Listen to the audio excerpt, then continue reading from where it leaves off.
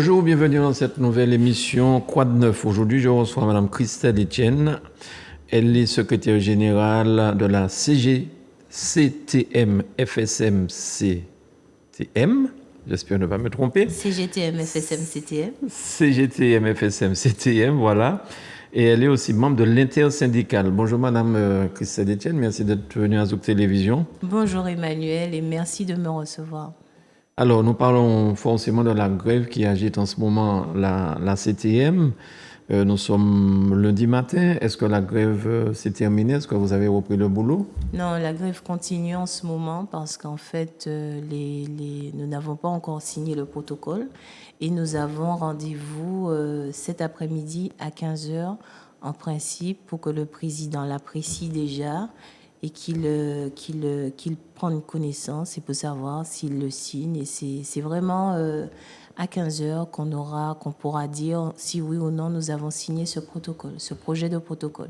Alors, pour que nos amis téléspectateurs, téléspectatrices comprennent ce qui se passe, puisque on a l'impression, selon la communication de la CTM, que tout va bien et qu'il n'y a aucune raison pour qu'il y ait une grève qui perdure comme ça des CTM, quelles sont les raisons qui vous ont mobilisé? Avant de commencer de parler des raisons, j'aimerais déjà présenter la composition de l'intersyndicale qui est composée de l'UNSA territoriaux, du Gomélien, qui est secrétaire de ce syndicat, du CATM UGTM, de Simone Jougon, de FA Martinique Christian Mial, de l'USAM ASFAM, Monsieur Gaston, de la CDTMT-CTM, Madame Ferjul Marie-Josée et moi-même qui composons cette intersyndicale. Donc la raison de la grève en fait est la conséquence d'un ras-le-bol général du personnel eu égard aux conditions de travail qui sont déplorables sur l'ensemble des services. Donc les conditions ont conduit à une forte poussée de burn-out, à de la souffrance au travail, à de longs congés maladie pour certains. Il s'agit des problèmes liés à l'organisation, au management, au manque de fournitures et aussi au manque de sécurité. Parce que ce qu'il faut comprendre, nos parkings ne sont pas assurés par des caméras de sécurité. Et si vous terminez tard le travail, vous pouvez vous retrouver en face de sans domicile fixe qui sont dans le parking, c'est-à-dire n'importe qui. Donc, vous n'êtes pas en sécurité. D'accord. Donc, quand on grève comme ça, c'est vraiment pour dire qu'on dit stop parce qu'on a connu le Covid, on a connu la cyberattaque.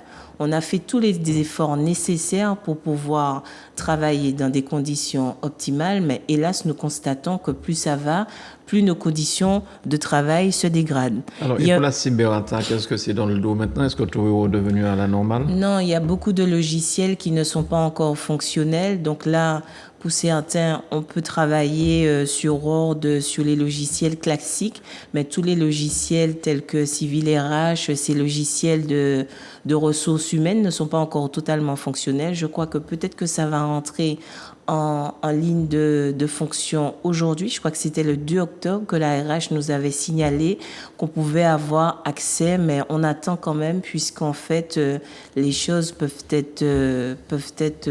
changer à tout moment. Oui, bien sûr. D'accord.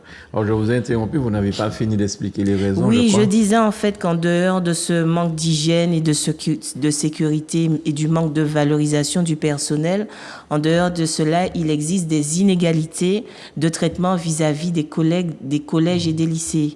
Donc, en fait, l'intersyndicale tient à rappeler que les chefs de ce personnel restent le président du conseil exécutif. À ces différents problèmes se sont greffés d'autres problèmes et notamment le non-paiement des entreprises, des associations et des tiers de confiance.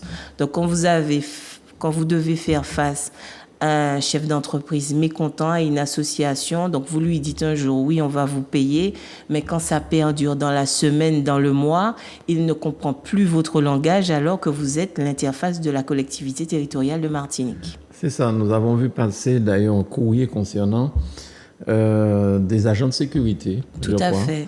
et qui disaient leur ras-le-bol, mais surtout leur tristesse de ne pas pouvoir recevoir leur argent pour leur famille, pour tout ce qu'ils avaient à faire. Et ça chiffre en beaucoup d'argent. Non seulement ça chiffre en beaucoup d'argent, mais ce qu'il faut comprendre, Emmanuel, quand tu as l'URSSAF, la sécurité sociale et toutes les charges à payer, l'URSSAF ne te donnera pas un mot moratoire parce que la CTM n'a pas payé. C'est ça. Donc là, même si on doit parler la dynamique, c'est la relance économique, là, on ne peut pas parler de relance économique. On parle réellement de stagnation économique de la Martinique. Et je pense qu'il faut être vigilant à ces aspects.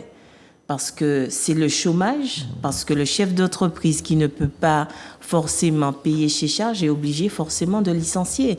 Donc quand vous licenciez, ce sont des familles qui sont impactées par cette situation, une situation qui génère une forme de pauvreté. Et ça, c'est pas normal.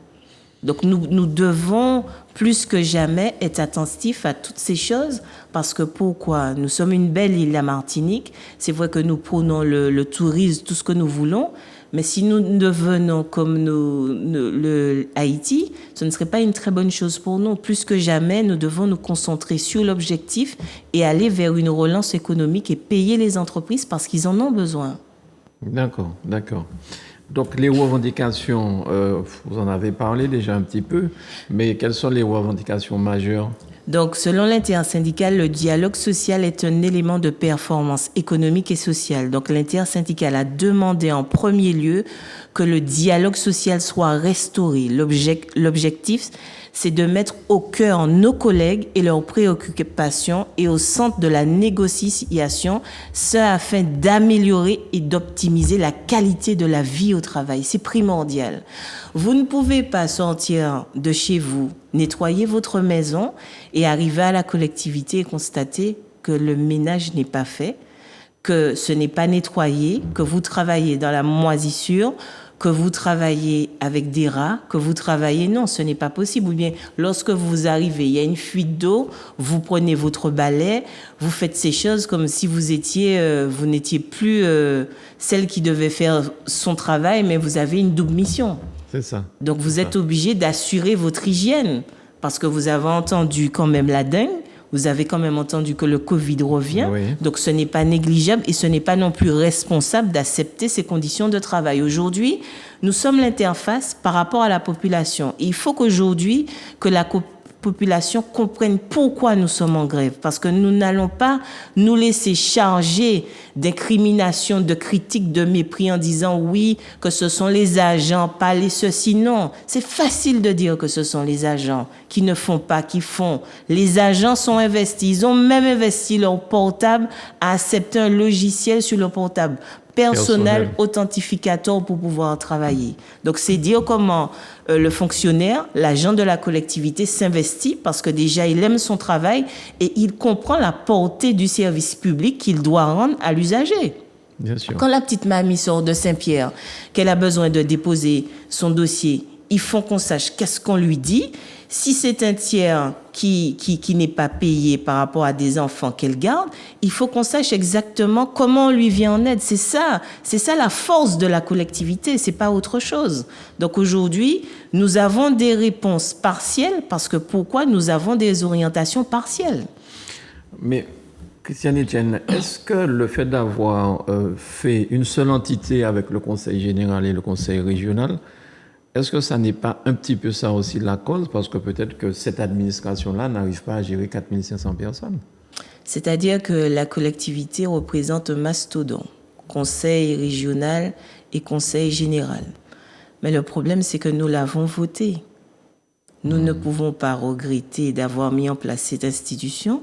Cette institution peut fonctionner avec l'adhésion de tous, c'est-à-dire tous les élus, et notamment les fonctionnaires administrés, doivent se mettre dans une unité pour avoir une vision, pour faire progresser la collectivité territoriale. Nous n'avons pas d'autre choix. C'est vrai que l'exercice peut être complexe, compliqué, mais je pense que si chacun est à la place dans laquelle il doit être, d'autant plus qu'il y a des compétences. Il y a des compétences. Vous avez des gens qui manipulent près de 3 langues, 4 langues. Vous avez des gens qui ont des potentiels, des compétences inimaginables. Et parfois, ce sont effectivement des catégories C, parfois B. Et parfois, on embauche quelqu'un qui a peut-être moins de compétences, peut-être plus de diplômes et qui arrive et qui ne connaît pas le travail. Je prends l'exemple des fonds européens. Les agents sont venus me voir. Oui, ils sont catégorie C, mais il y a d'autres agents qui arrivent, qui sont peut-être en catégorie A et qui sont moins formés qu'eux.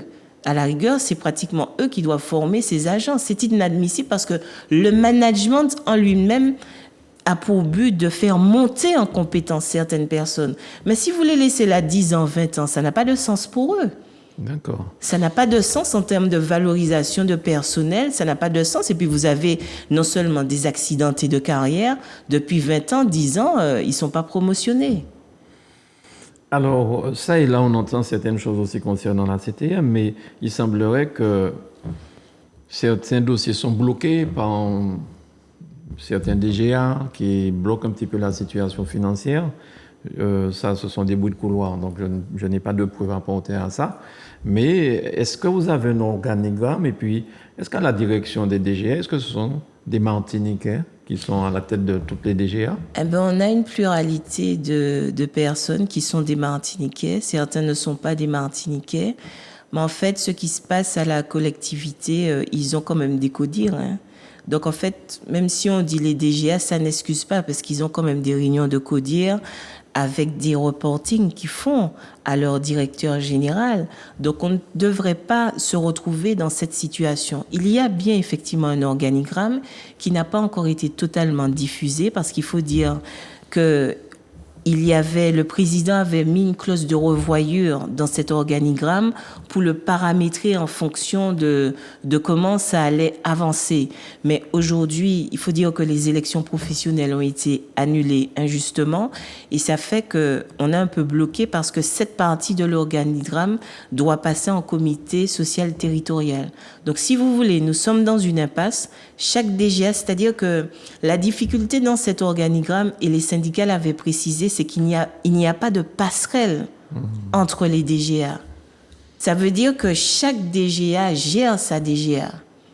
Alors que si on avait des process qui étaient identiques par DGA, on ne se serait pas retrouvé dans cette situation. Parce que chacun gère en fonction de sa compétence, mais on avait voulu, nous, syndicats, des espèces de passerelles afin de combiner, puisque c'est dans la même CTM que nous sommes.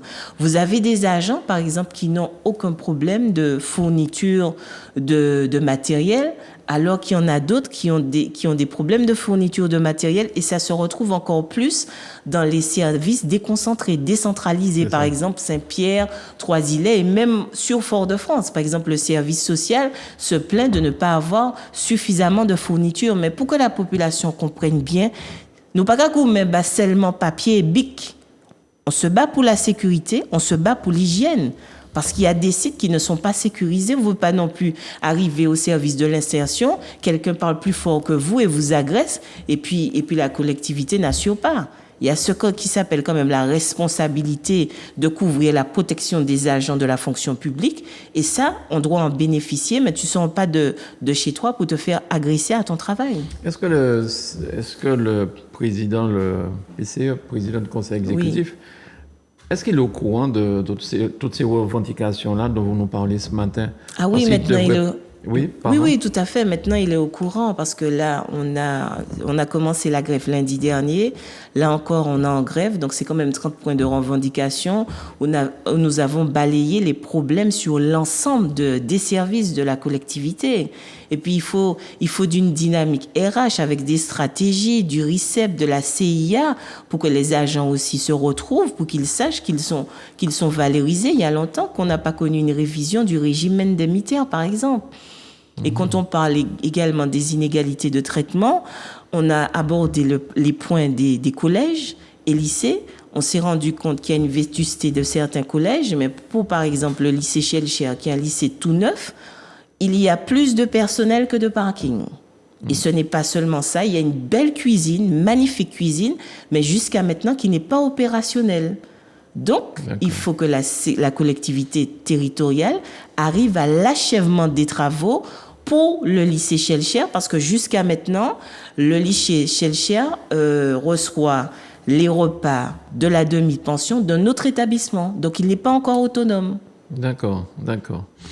Alors, Perspective, enfin, j'ai envie de dire à venir, mais les choses les plus importantes là pour dénouer la situation qui pourrait faire que le président du conseil exécutif signe déjà le protocole d'accord, par exemple, et puis que la CTM puisse se remettre au travail, parce qu'il y a quand même près de, je n'ai pas le chiffre exact, le nombre de Martiniquaises et de Martiniquais qui attendent des aides que la CTM doit leur fournir. Oui, sans compter les agents, bien sûr. Déjà, le président n'a pas encore signé le protocole, mais il a quand même pris l'engagement pendant tout ce mois-là de liquider un certain nombre de paiements. Donc, je pense que les services sont à pied d'œuvre dessus. Et puis, il y a aussi la chose qu'ils puissent répondre à nos revendications, puisqu'il y a quand même la mise en place du télétravail, il y a la rénovation des bâtiments, la réparation des ascenseurs. Parce que vous avez, par exemple, nous sommes au CATM dans un bâtiment à 5 étages. Vous avez un escalier en feu hélicoïdal et ce n'est pas pratique de monter cet escalier. Vous avez des personnes en situation d'handicap qui ne peuvent pas accéder à certains services parce qu'il faut monter les escaliers. Donc ça aussi, ce n'est pas possible. Et au niveau des plans de rénovation du bâtiment, mais il y a une question de sécurité parce que certaines voitures ne sont pas aux normes. Certaines voitures de service de la CTM ne sont pas aux normes. Donc il faut aussi qu'ils soient aux normes pour que les personnes qui sont assistantes sociales puissent faire leur visite à domicile auprès des personnes âgées. Et puis il manque des moyens humains et matériels. Notamment, il y a des services qui sont sous-effectifs et des services qui nécessitent un relogement. Donc ça aussi, c'est tout ça. Et nous avons mis l'accent sur un métier que peu de personnes connaissent, notamment les assistants familiaux réglementés par la loi Taquet. Il s'agit des familles d'accueil qui aident les enfants à grandir tout en leur permettant de conserver un lien avec leur famille d'origine en leur apportant la sécurité, l'affection et les conditions matérielles nécessaires. Donc il y a toutes ces choses à gérer au niveau de la collectivité et ça fait qu'on a besoin de l'adhésion de tous. Par exemple, le Sandra.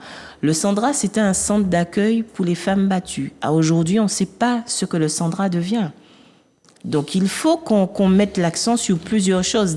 Il y a certes l'action par rapport au personnel, il y a l'action par rapport aux chefs d'entreprise, aux associations, il y a l'action par rapport aux assistants familiaux, il y a aussi l'action par rapport au centre d'hébergement pour les femmes battues. Donc on n'est pas dans un volet d'action syndicale menée essentiellement pour le personnel, c'est une action qui brasse toute la Martinique. D'accord. Alors j'entends souvent dire, oui, enfin la garde rapprochée du PCE qui dit oui, mais c'est parce qu'il est seul, il n'est pas suffisamment bien entouré. Mais est-ce que c'est si compliqué que ça de donner à d'autres personnes à s'occuper de certaines choses? Je ne sais pas, moi.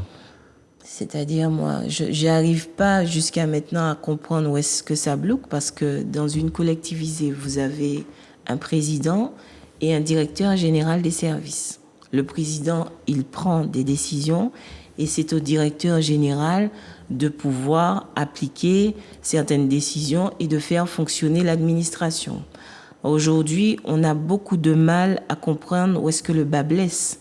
Et c'est vrai que le président est suffisamment entouré puisqu'il a quand même un staff au niveau de son cabinet. Donc, il est difficile de comprendre la gymnastique qui s'installe ou bien la gymnastique qui bloque. Ouais. Alors, justement, pour ceux qui nous regardent et qui nous écoutent, je pense qu'ils veulent savoir ce genre de choses. Le directeur général des services, c'est lui qui gère ou bien c'est le cabinet du président?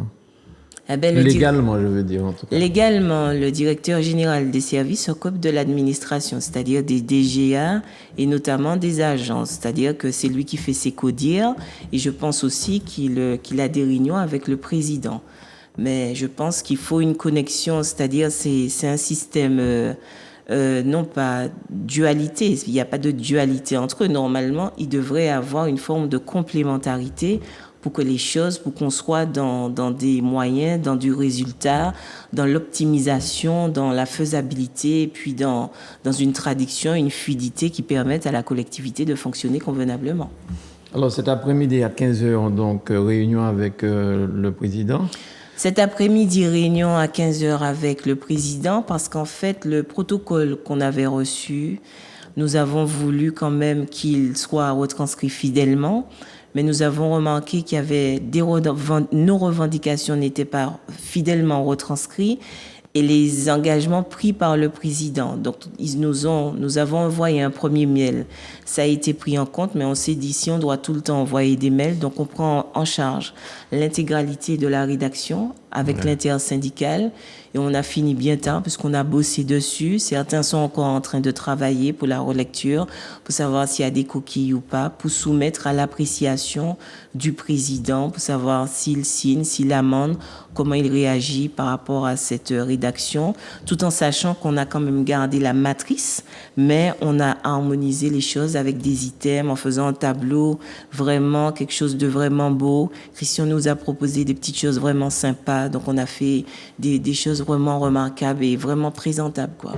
Donc, si le président signe cet après-midi, si l'intersyndicale signe cet après-midi, demain, le travail reprend?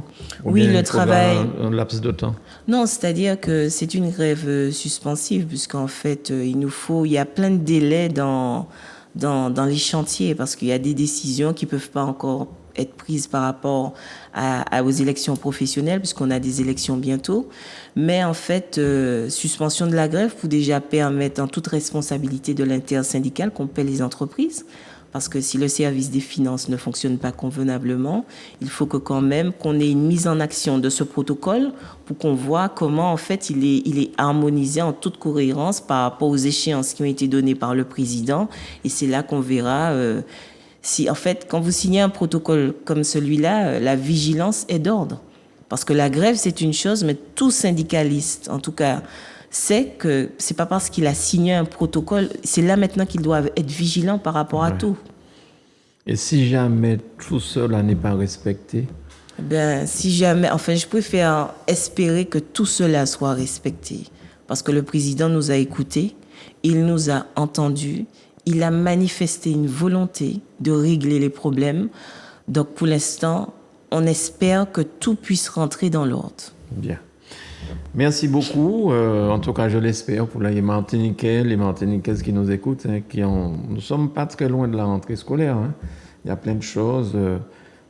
Est-ce que les manuels ont été vraiment livrés aux établissements scolaires, au fait? Ça avait été annoncé? Oui, ça a été annoncé et ça a été fait. Les manuels ont été, puisqu'ils avaient prévu des manuels numériques. Oui. Donc, la prochaine étape, c'est la transmission des ordinateurs.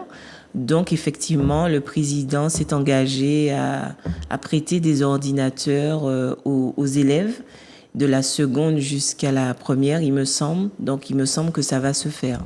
Bien, bonne nouvelle pour nos amis et nos enfants. Oui, c'est-à-dire que nous militons pour tous, que ce soit les entreprises, les associations, les femmes battues, les enfants aussi, parce que ça a été aussi une des questions pour savoir quand est-ce qu'ils auront ce matériel pour travailler. Merci beaucoup, Christiane Etienne. Je rappelle que vous êtes secrétaire général de la CSTM. La CGTM, FSM, CTM. Et membre de l'intersyndicale. Voilà, très bien. Bonne chance pour cet après-midi, 15h.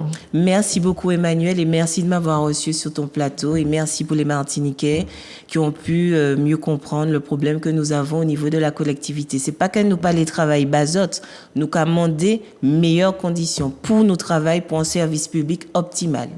Merci beaucoup. Merci à Manuela pour la réalisation. Merci à vous chez vous de nous avoir suivis. Merci aussi à tous ceux qui nous regardent sur Facebook. À bientôt sur Zouk TV.